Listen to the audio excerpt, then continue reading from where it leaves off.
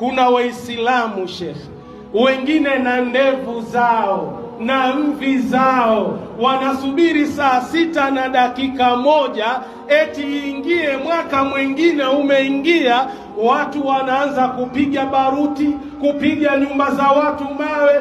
Happy New Year. Happy New Year baba yako nani? Wewe hata tarehe yako ya Kiislamu unaijua? Leo Muislamu hapo ukimuuliza tarehe ngapi, mwezi wa ngapi, mwaka wa ngapi, anaanza kukutolea macho akwambia kamuulize imamu.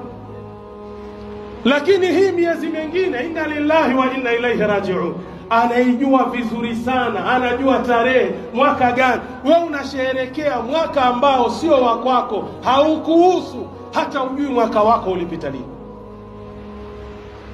Kwa ndugu yangu katika imani, hakuna njia ya kumruhusu Muislamu kusherehekea siku hizi ambazo kwamba ni za sikukuu ambazo hazituhusu sisi Waislamu.